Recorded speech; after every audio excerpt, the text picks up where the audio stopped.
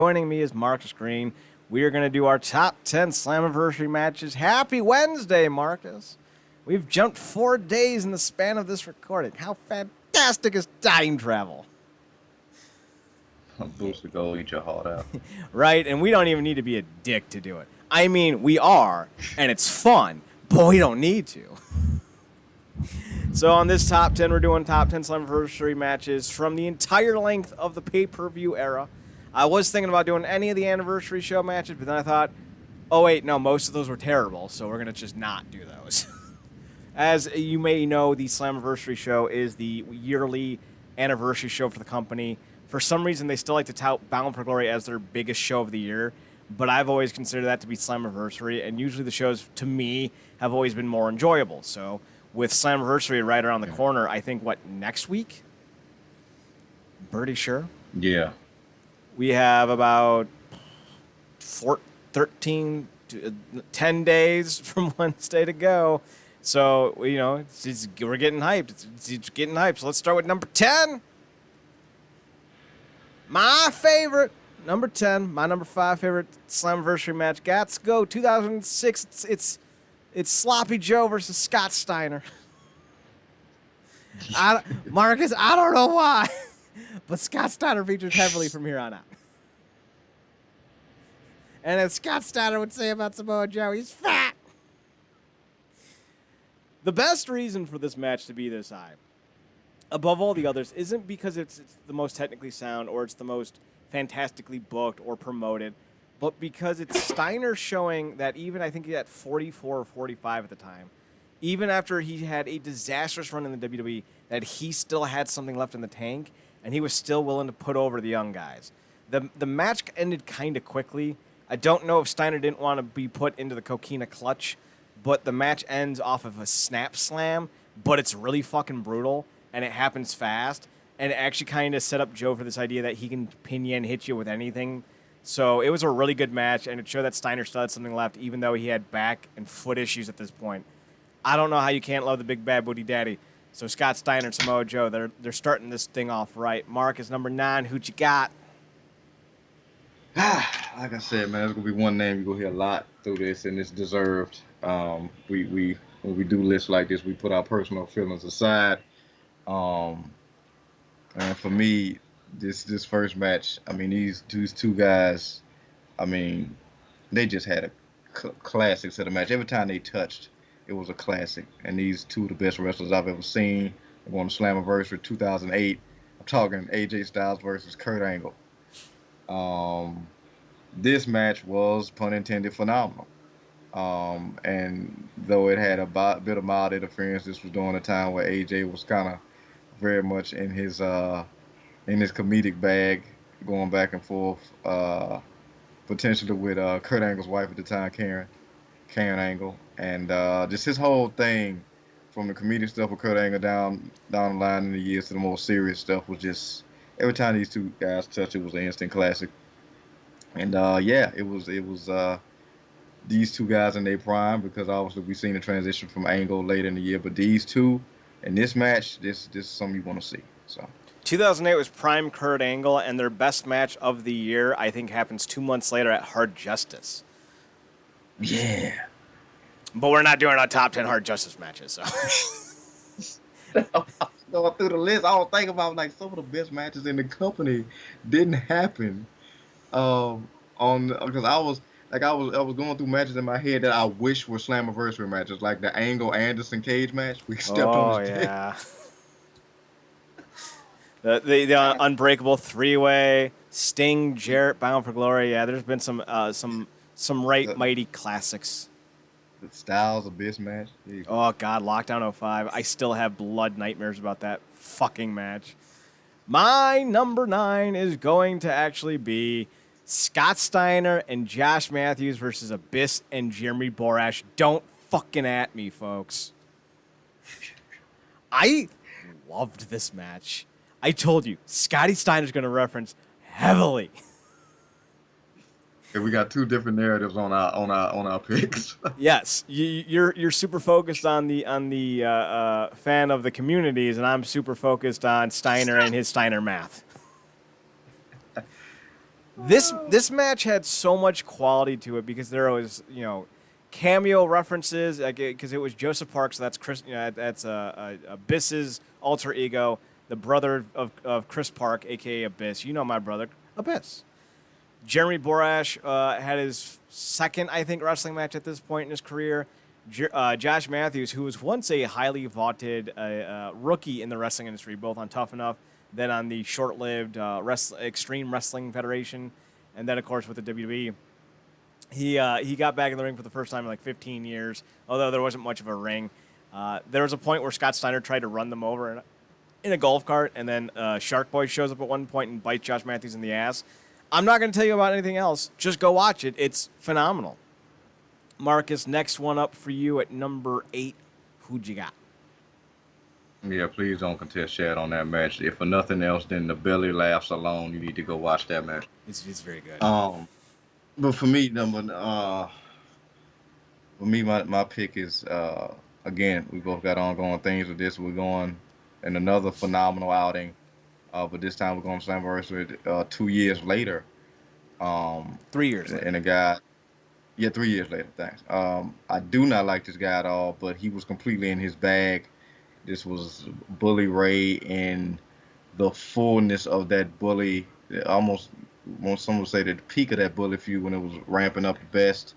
And he and AJ Styles had, to me, an all-time just, bowling shoe ugly, mano classic to me in the last man standing match at Slammiversary 2011.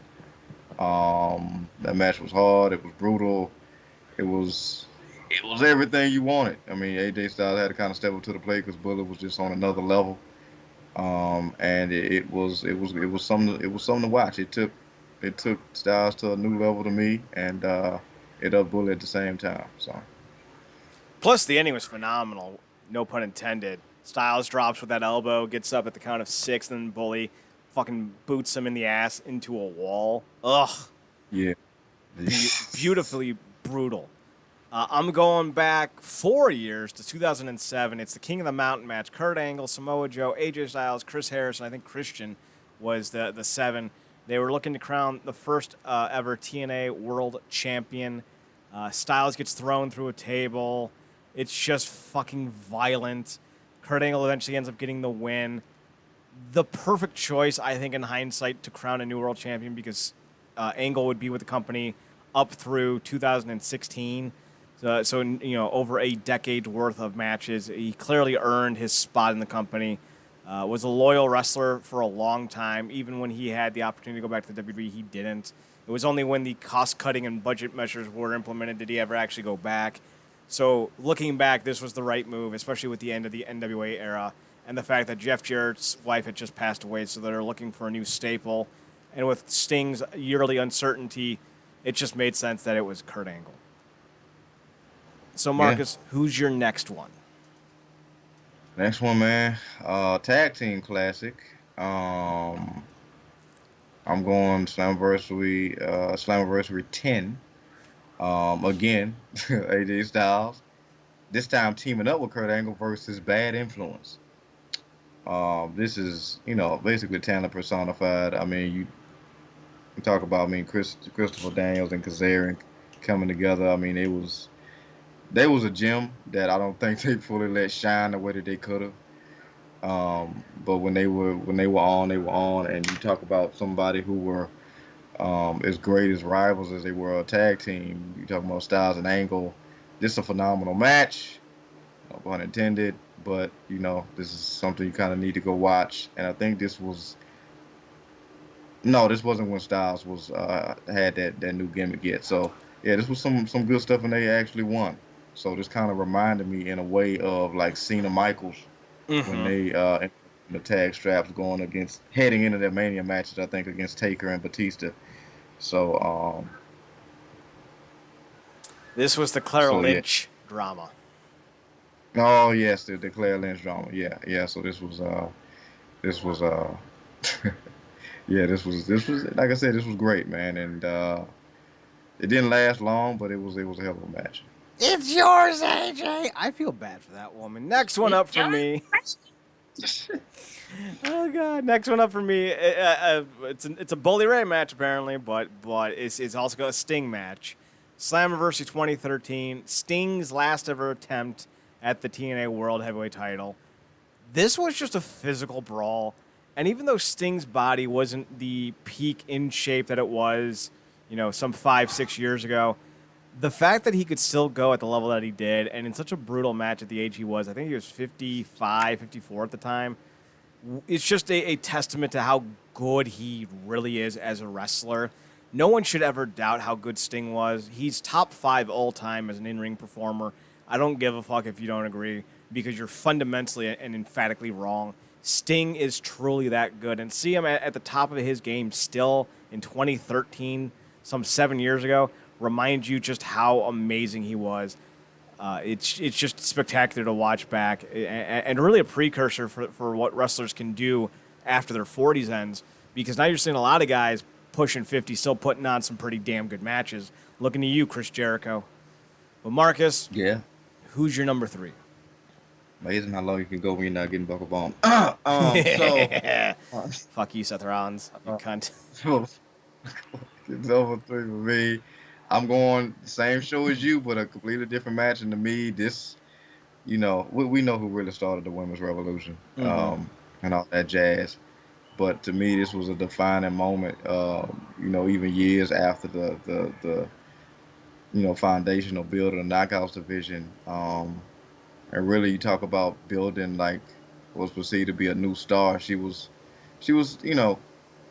had cemented herself as somebody to be taken legit, but just really put over the top. Talking the last knockout standing match between Taryn Terrell and Gail Kim. Any accolade or praise this match got, it probably deserved more because of what it meant. We all know Gail Kim is a legend. That's not even debatable. But Taryn Terrell was somebody who, didn't she come from like the Diva Search or something like that?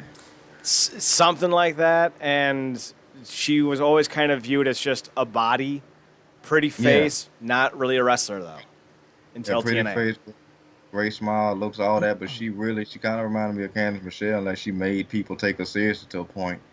And you look here, and to take the legend Gail Kim to the limit, and to beat her in the way that she beat her, like this wasn't one of those things where like Gail Kim carried her through the match. I mean, obviously it's a two-way dance, but Taryn, I think a lot of that, her being, I think, a stunt performer as well when it comes to the acting work helps her as well, and she's had that daredevil mentality anyway. But she really made people notice her here, and Gail Kim was a consummate professional, had no problem putting her over, and it was well earned and well deserved, and it was probably maybe the best, if not the second best match on that card, like you said, behind, the brawl between Sting and Bully, depending on how you want to level them. But, there was 2 phenomenal matches on that show. And, you don't see a lot of matches like that today. I thought it was great. I'm pretty sure this was our match of the year that year. And also, I was going to have this match on my list until I saw it on yours. And I was going to have it over Sting and Bully, so I completely agree with you. This was better than Sting and Bully. And if I remember correctly, Marcus, I'm pretty sure Taryn Terrell's like 3 or 5 weeks pregnant in this match. Because she found out she was pregnant like right after. Because she was geared up for a Knockouts title win that year, but then she had to take time off, came back the next year to win the belt. And that's so weird to think about because she did a cutter off the stage. Yup. So, thank God that this, however, that goes, it went well. But yeah, she cemented herself, and then obviously she came back after some time and did some more stuff. It was getting started, and we kind of lost her again. But thankful for the time we had with her because she really changed the perception of what people thought about her. And she's still very young. She's only 34. I think she's got another kid. And having children can be a very physical issue for a woman. So I don't know what she could still do physically, but if she wants to come back, I would absolutely love to see her because she's always been phenomenal. God, we gotta stop saying that word. Yeah, she gave birth on March 2014, so this was June. That's about 9 months. So she was either pregnant in this match or just got pregnant right after it. Had to look it up. I wanted to be accurate. My last one for this list is actually a more recent match. It involves the crazy, kind of psychotic Sami Callihan